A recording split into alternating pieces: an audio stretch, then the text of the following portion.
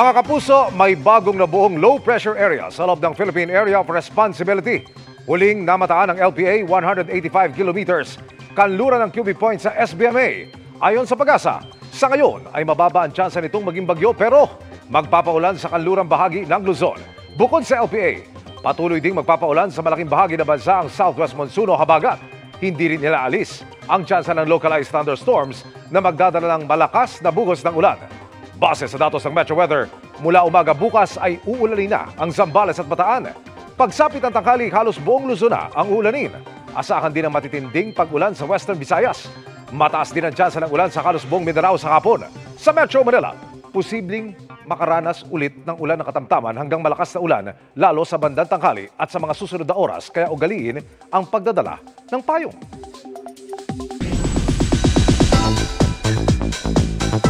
May nanalo na bilang Sparkle's Ultimate Campus Heartthrob. Kilalanin natin ang Spiker Prince from the South sa chika ni Nelson Canlas. Mula sa halos 300 hopefuls mula sa iba't ibang schools, colleges, and universities, iisa ang umangat at hinirang na Sparkle Campus Cutie Grand Winner. Ang Spiker Prince from the South, si Mad Ramos ng Mindanao. Kasama sa mga hurado sina GMA Senior Vice President Attorney Annette Gozon Valdez at Sparkle First Vice President Joy Marcelo. I think nag-shine siya talaga, lalo na sa question and answer portion.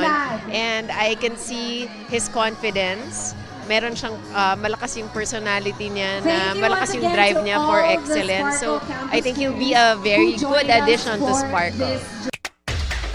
Iba't ibang challenges ang pinagdaanan ni Mad mula sa selection process na masusing pinili ng Sparkle GMA Artist Center. Pero higit pa sa mga pinagdaanang workshops, napagtagumpayan din niya ang ilang inner battles. Sa una, I got shy. Mahihain ako and then di ako nakakapag-step up sa workshops, challenges, and then sa dulo lang ako nakabawi. So hindi ko talaga in-expect and alhamdulillah for this opportunity. Kasama ni Mad na sinalubong ang kanyang winning moment, ang kanyang buong pamilya na lumipad-pad galing Mindanao. This UST varsity player is set to win our hearts, not just with his talent and killer smile. Isa rin siyang cutie with a cause. Gusto kong i-represent yung Muslim community na kayang-kaya natin makipagsabay sa gantong larangan, sa gantong industry. Kaya kasi onti lang naman ang, 'di ba, sumusubok sa ganto. So, ako na yung nag-step up para i-represent ang Muslim community and sana maging proud kayo sa akin. Mapapanood ang Grand Finals ng Sparkle Campus Cuties on June 27 sa YouTube at Facebook channels ng Sparkle GMA Artist Center.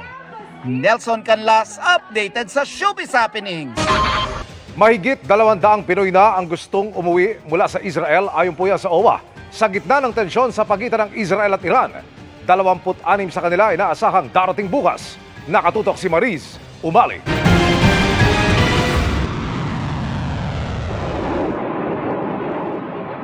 Sa gitna ng tumitinding tensyon sa pagitan ng Israel at Iran na sinalihan pa ng pambobomba ng Amerika sa mga nuclear facility ng Iran, minabuti na raw ng ilang mga overseas Filipino workers na magpa-repatriate na sa Pilipinas. Pero 253 pa lang daw sa kabuuang mahigit 30,000 na mga Pinoy sa Israel ang nagpahayag na gustong makauwi na sa bansa. At sa bilang na ito, 76 pa lang ang nagkumpirma at talagang desidido ng umuwi ayon sa OWA. Meron silang hesitation for land travel and wait and see muna sila doon sa Israel. May paniwala yung iba na patapos na yung nangyayaring conflict. May iba naman ayaw umalis dahil natatakot na wala nang babalik ang trabaho. Utos ng Pangulo siguruhing ligtas ang lahat ng mga kababayan natin sa mga lugar na may tensyon. I have directed all concerned government agencies to take the necessary steps to ensure the safe, timely, and orderly return of our Filipino workers who wish to avail of the voluntary repatriation program. They will receive immediate support from the government. Katunayan, nasa Amman, Jordan ngayon sa Department of Migrant Workers Secretary Hans Leo Kakdak para personal na sunduin ng mga Pinoy na papauwi. Kasabay niya yung unang batch ng mga repatriated natin mga kababayan from Israel Darating sila tomorrow. So 26 nating kababayan. Ang ginagawa ng DMW at OWA team, iniisa-isa nating tawagan sila. No? 3 rin ang uuwi bukas mula Jordan at 1 mula Palestine. Sa Iran kung saan may mahigit 1,000 Pilipino, may 8 na raw na magpaparepatriate. Pero sa mga wala pa raw balak umuwi, tuloy naman daw ang pagmamonitor ng pamahalaan at ng embahada sa kanila. Buong Middle East na nga raw ang minomonitor ng OWA, lalo't nakakatanggap din daw sila ng mga tawag mula sa mga kababayan natin sa Saudi Arabia, Qatar, Jordan at Lebanon. Kung isasama ang bilang ng mga Pinoy sa mga bansang yan, sa mga direktang apektado ngayon sa kaguluhan sa Israel at Iran, aabot yan sa mahigit 1 milyong Pilipino. Kaya malaking problema kung kumalat ang kaguluhan sa ibang bansa sa gitnang silangan. So makikita mo talaga, like what you said, yung pag-worry ng ating mga kababayan, more so dun sa Israel. Kaya nga sabi ko dun sa ating mga OWA personnel on the ground, kahit makulitan Maris, tuloy-tuloy lang tawagan araw-araw at tingnan kung okay sila. Bagamat pinanghihinayangan daw marahil ng ilang mga OFW ang mawawalang sweldo sa Israel o Iran, hindi naman daw sila mapapabayaan pagbalik dito. May reintegration at cash assistance na nagkakahalaga ng 150,000 pesos ang ibibigay sa bawat OFW yung uuwi. Bukod sa repatriation ticket, hotel accommodation at may training voucher para mula TESDA at tulong din mula DSWD.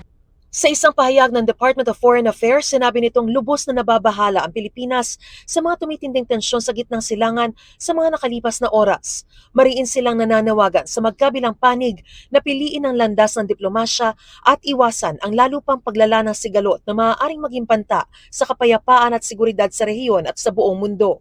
Siniguro nga ni Philippine Ambassador to Israel Eileen Mendiola na tutulungan nila ang mga OFW na pasuna ang mga passport o travel document. Yung mga expired po na passport, either travel document po ang i-issue namin o kaya kung pwede, kung papayagan ng DFA po, i-extend po namin for a limited period of time lang para lang makakross ng border. Para sa GMA Integrated News, Mariz Umali, nakatutok, 24 oras.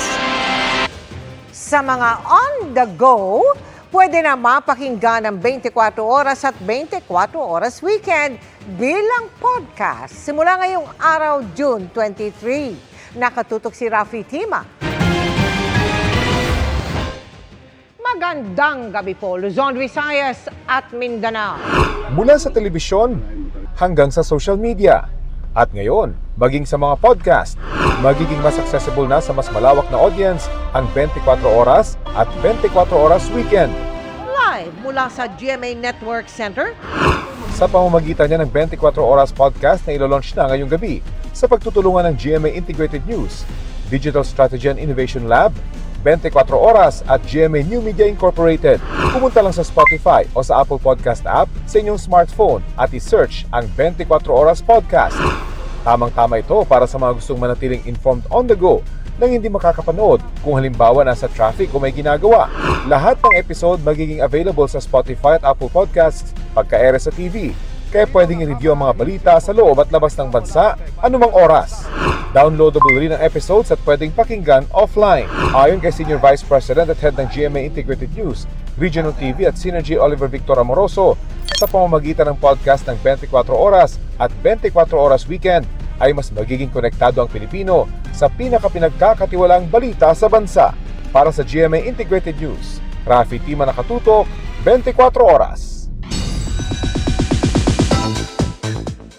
Na-evict man sa bahay ni Kuya, mananatiling strong si ex-PBB housemate Josh Ford. Naging emotional siya nang ikwento kung para kanino ang pagsabak niya sa bahay ni Kuya, kabilang ang mga kaibigang kasama niyang na-aksidente noong 2023 kung saan siya lang ang nakaligtas. May chika si Aubrey Carampel. Lahat ng housemate sa PBB Celebrity Collab Edition may kanya-kanyang dahilan sa pagpasok sa bahay ni Kuya. At para sa survivor lad ng United Kingdom na si Josh Ford, di lang para sa yumaong ama ang pagsali, kundi pati na rin sa mga kaibigan na nakasama niya sa isang car accident noong March 2023. Si Josh ang lone survivor sa aksidenteng ito. Dito pa rin ako. Nakangiti pa rin sa harapan ninyo and I love you guys. And I hope proud kayo sa akin na kahit hindi ako nanalo, kahit hindi ako naging...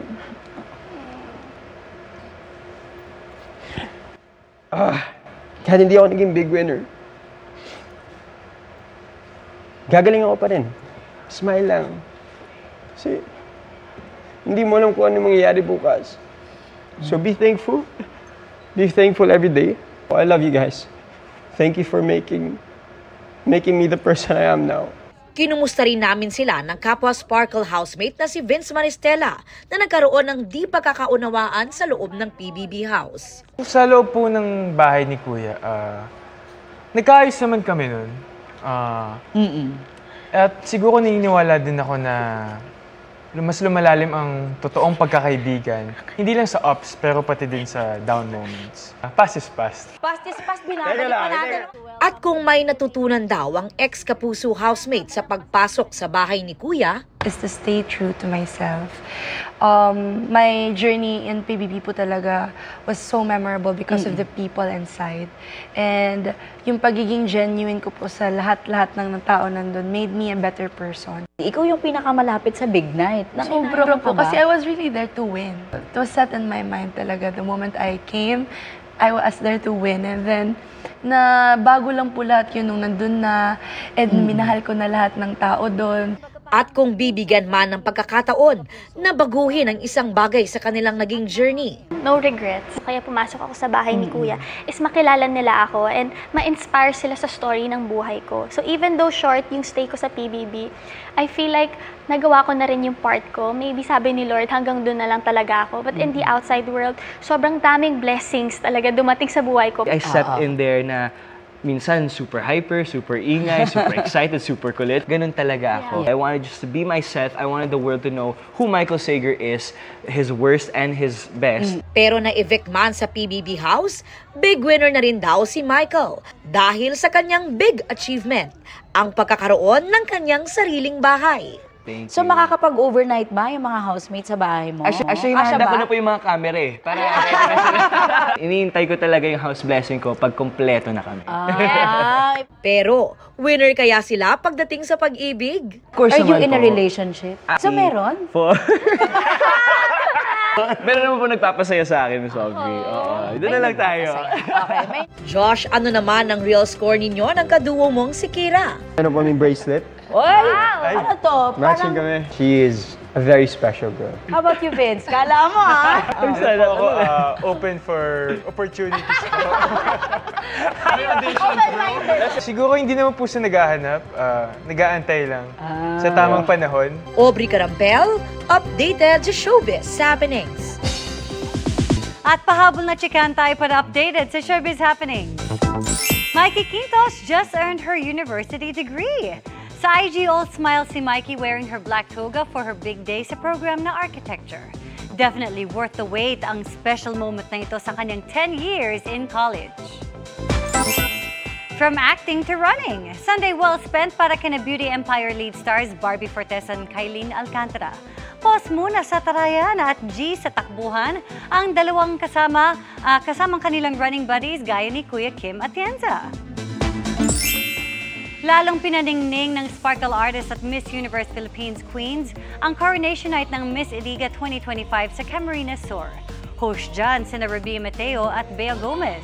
Umangat ang beauty, poise, grace at wit ni Bettina Pauline Francia na kinaronahang Queen of the Night at Miss Iliga 2025. At yan ang mga buwan naman akong chika this Monday night. Ako po si Iya Arellano. Miss Mel, Emil. Salamat, Iya. Thanks, Iya. At yan ang mga balita ngayong Lunes. Ako po si Mel Tiangco para sa mas malaking misyon. Para sa mas malawak na paglilingkod sa bayan, ako po si Emil Sumangil. Mula sa GMA Integrated News, ang News Authority ng Pilipino. Nakatuto kami 24 oras.